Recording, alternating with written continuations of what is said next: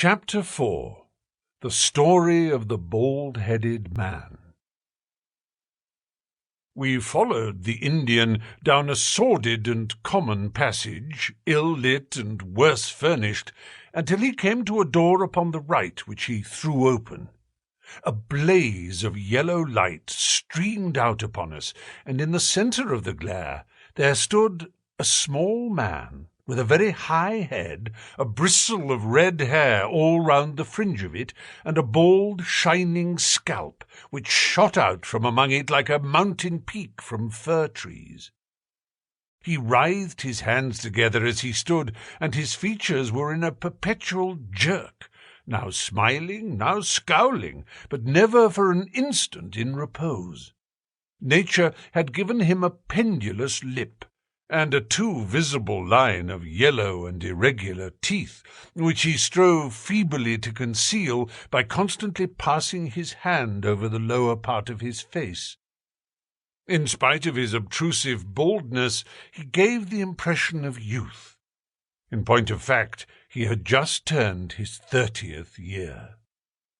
"Your servant, Miss Morstan," he kept repeating in a thin, high voice. "Your servant, gentlemen. Pray step into my little sanctum. A small place, miss, but furnished to my own liking, an oasis of art in the howling desert of South London."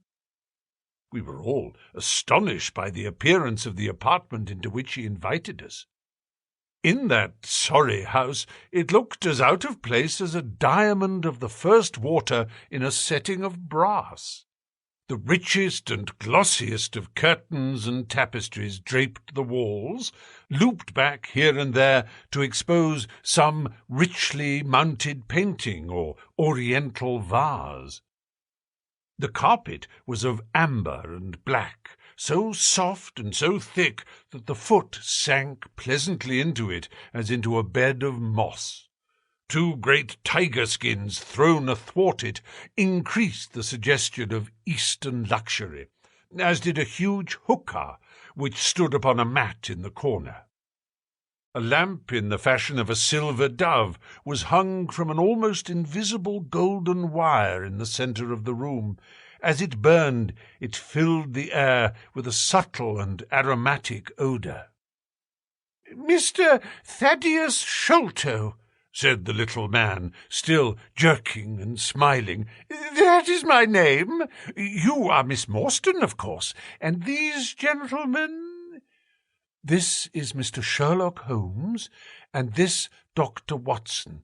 "A doctor, eh?" cried he, much excited. "Have you your stethoscope? Might I ask you, would you have the kindness? I have grave doubts as to my mitral valve, if you would be so very good. The aortic I may rely upon, but I should value your opinion upon the mitral." I listened to his heart, as requested, but was unable to find anything amiss, save indeed that he was in an ecstasy of fear, for he shivered from head to foot. "It appears to be normal," I said. "You have no cause for uneasiness." "You will excuse my anxiety, Miss Morstan," he remarked airily. "I am a great sufferer, and I have long had suspicions as to that valve. I am delighted to hear that they are unwarranted.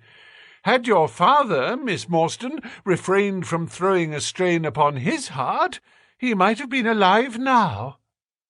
I could have struck the man across the face, so hot was I at this callous and off-hand reference to so delicate a manner.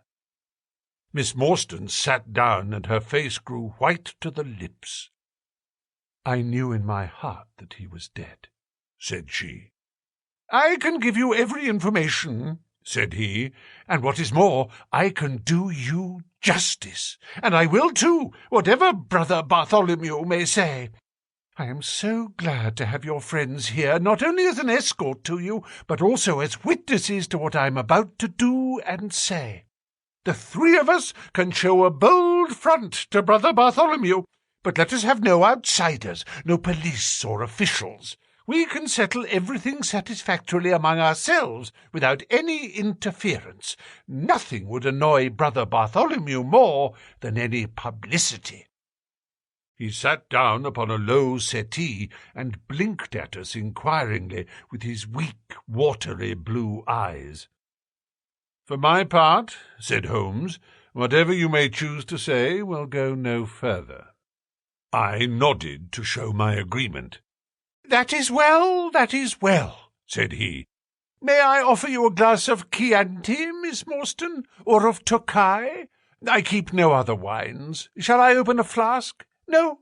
Well, then, I trust that you have no objection to tobacco smoke, to the balsamic odour of the Eastern tobacco. I am a little nervous, and I find my hookah an invaluable sedative." He applied a taper to the great bowl, and the smoke bubbled merrily through the rosewater. We sat all three in a semicircle, with our heads advanced and our chins upon our hands, while the strange, jerky little fellow, with his high, shining head, puffed uneasily in the centre. "When I first determined to make this communication to you," said he, "I might have given you my address, but I fear that you might disregard my request and bring unpleasant people with you. I took the liberty, therefore, of making an appointment in such a way that my man Williams might be able to see you first. I have complete confidence in his discretion, and he had orders, if he were dissatisfied, to proceed no further in the matter. You will excuse these precautions, but I am a man of somewhat retiring, and I might even say refined tastes, and there is nothing more unaesthetic than a policeman. I have a natural shrinking from all forms of rough materialism. I seldom come in contact with the rough crowd. I live, as you see, with some little atmosphere of elegance around me. I may call myself a patron of the arts. It is my weakness. The landscape is a genuine Corot, and though a connoisseur might perhaps throw a doubt upon that Salvator Rosa, there cannot be the least question about the Bouguereau. I am partial to the modern French school." "You will excuse me, Mr. Sholto," said Miss Morstan, "but I am here at your request to learn something which you desire to tell me. It is very late, and I should desire the interview to be as short as possible." "At the best it may take some time," he answered, "for we shall certainly have to go to Norwood and see Brother Bartholomew. We shall all go and try if we can get the better of Brother Bartholomew. He is very angry with me for taking the course which has seemed right to me. I had quite high words with him last night. You cannot imagine what a terrible fellow he is when he is angry." "If we are to go to Norwood, it would perhaps be as well to start at once," I ventured to remark. He laughed until his ears were quite red. "That would hardly do," he cried. "I don't know what you would say if I brought you in that sudden way. No, I must prepare you by showing you how we all stand to each other.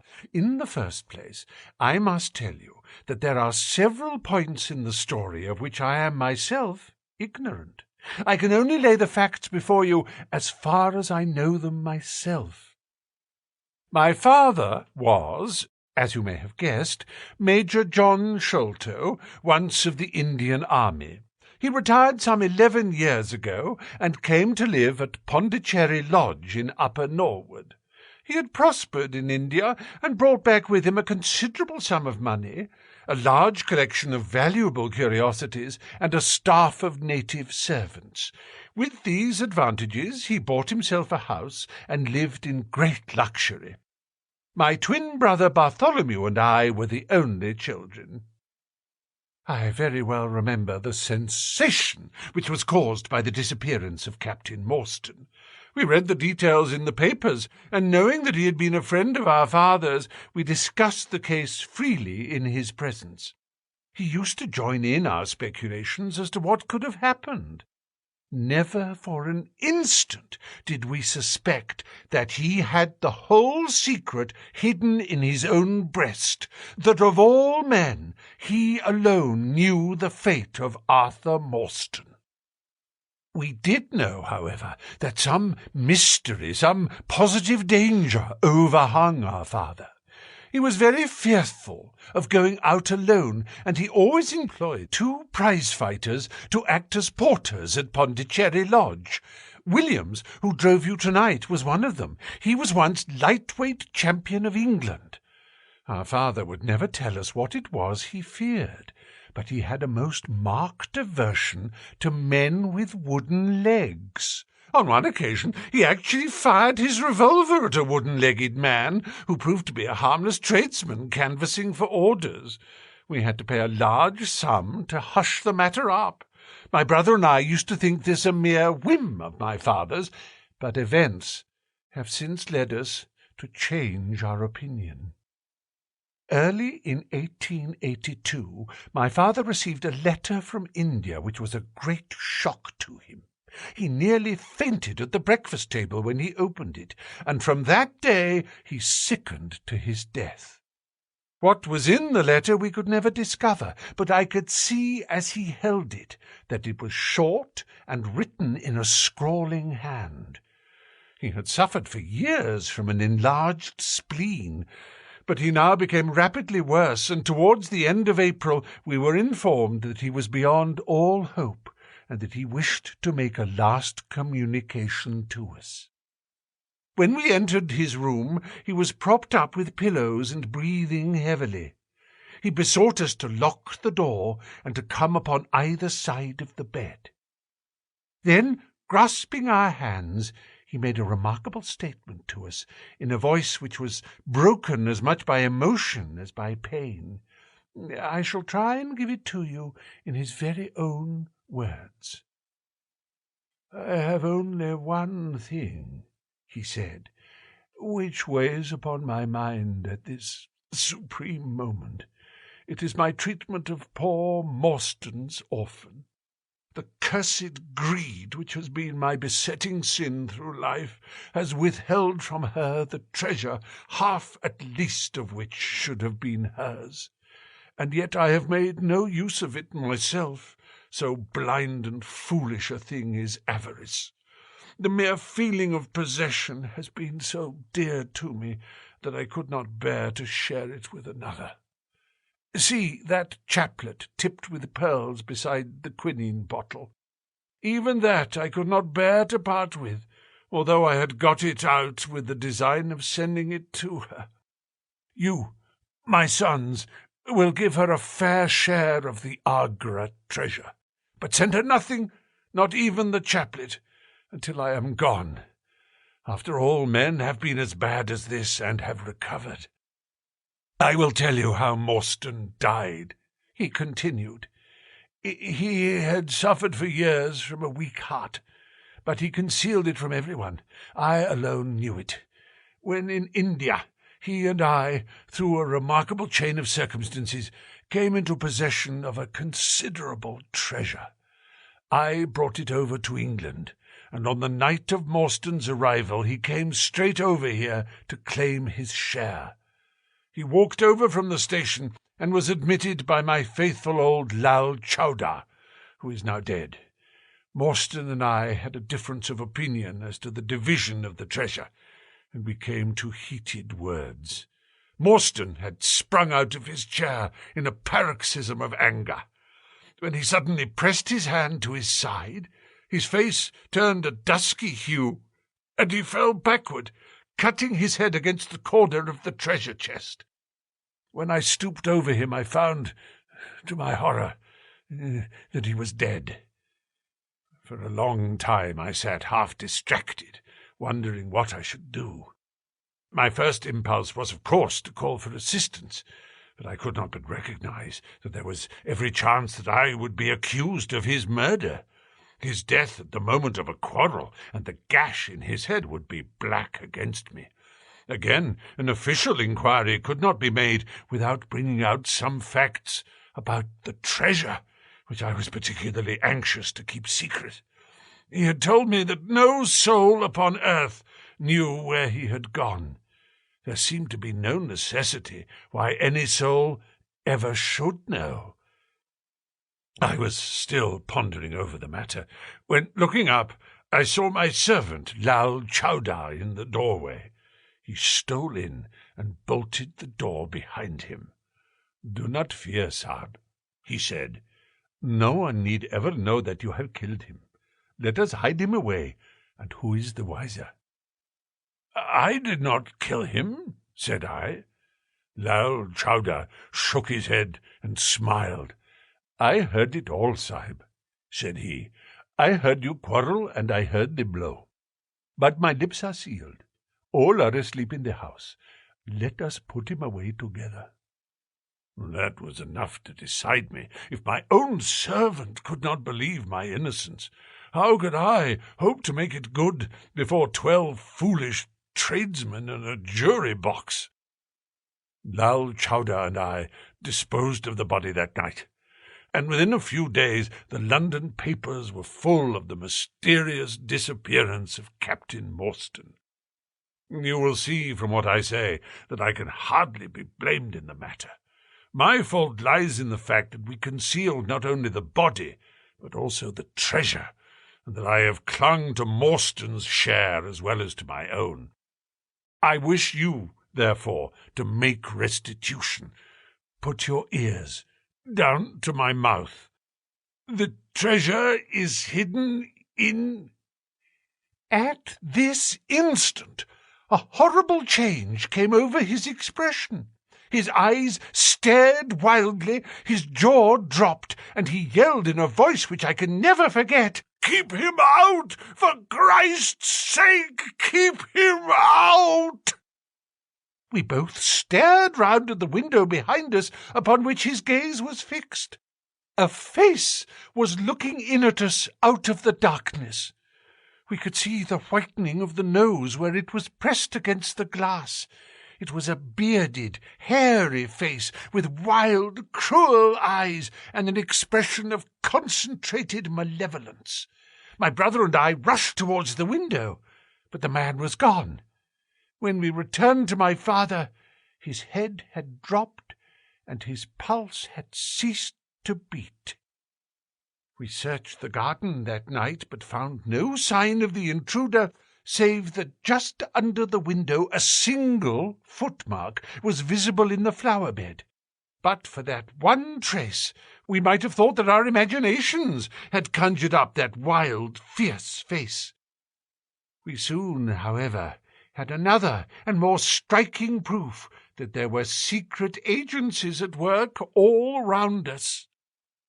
The window of my father's room was found open in the morning. His cupboards and boxes had been rifled, and upon his chest was fixed a torn piece of paper with the words, "The Sign of the Four," scrawled across it. What the phrase meant, or who our secret visitor may have been, we never knew. As far as we can judge, none of my father's property had been actually stolen, though everything had been turned out. My brother and I naturally associated this peculiar incident with the fear which haunted my father during his life, but it is still a complete mystery to us. The little man stopped to relight his hookah, and puffed thoughtfully for a few moments. We had all sat absorbed, listening to his extraordinary narrative. At the short account of her father's death, Miss Morstan had turned deadly white, and for a moment I feared that she was about to faint. She rallied, however, on drinking a glass of water which I quietly poured out for her from a Venetian carafe upon the side table.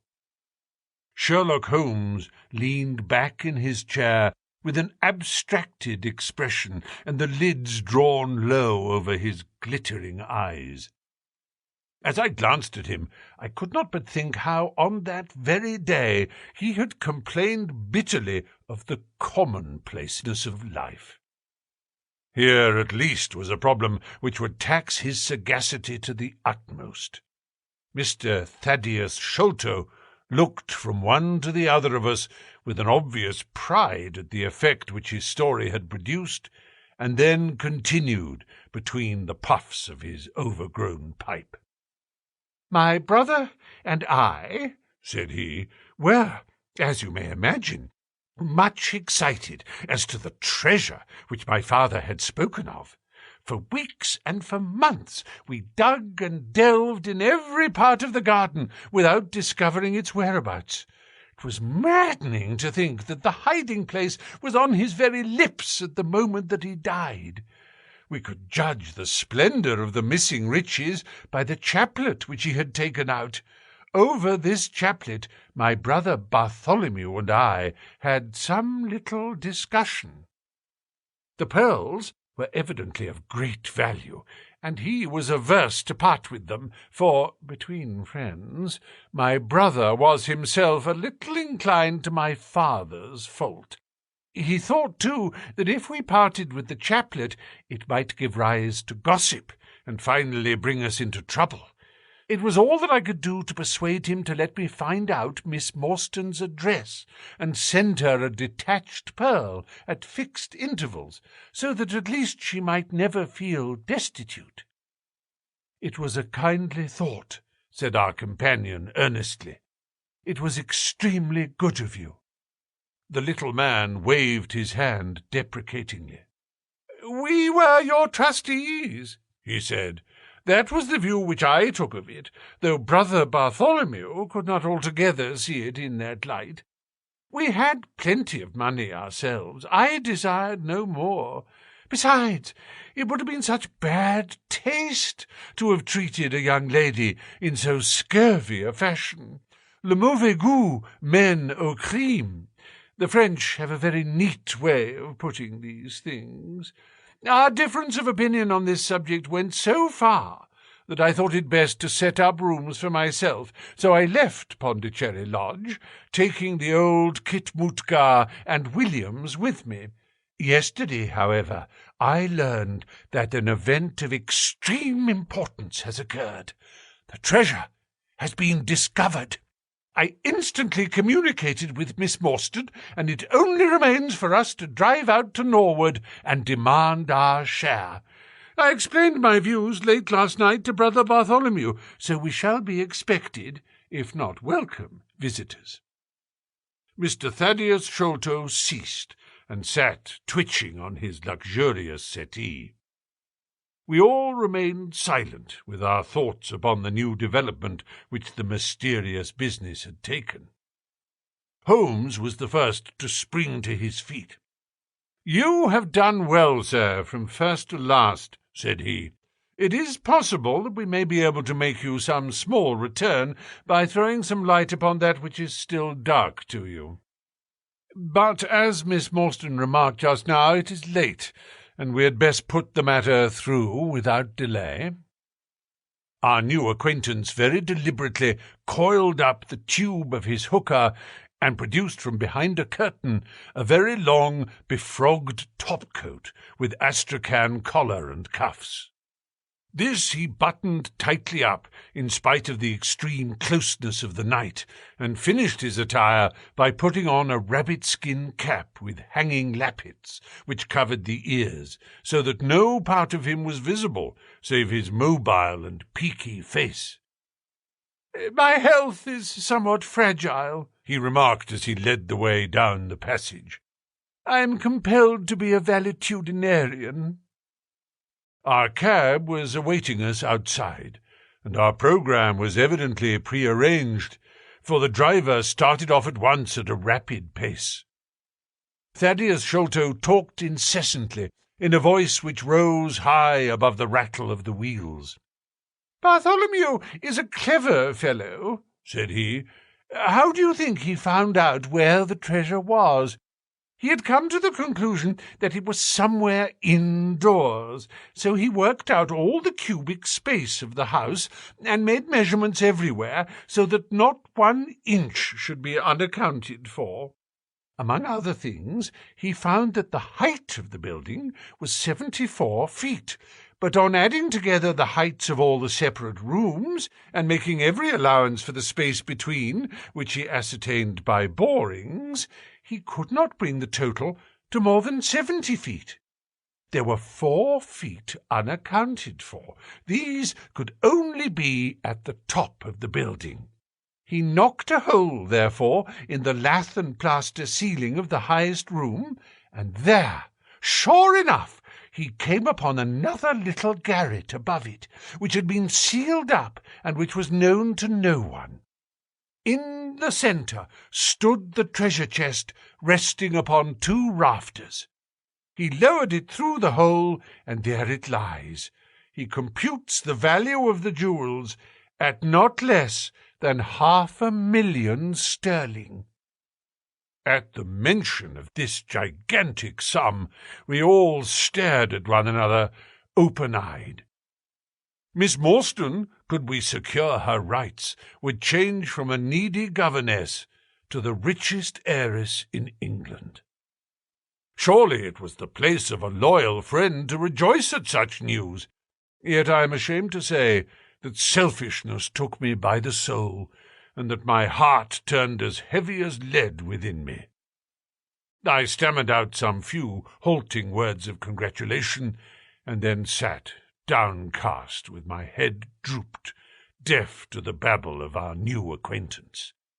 He was clearly a confirmed hypochondriac, and I was dreamily conscious that he was pouring forth interminable trains of symptoms, and imploring information as to the composition and action of innumerable quack nostrums, some of which he bore about in a leather case in his pocket. I trust that he may not remember any of the answers which I gave him that night. Holmes declares that he overheard me caution him against the great danger of taking more than 2 drops of castor oil, while I recommended strychnine in large doses as a sedative.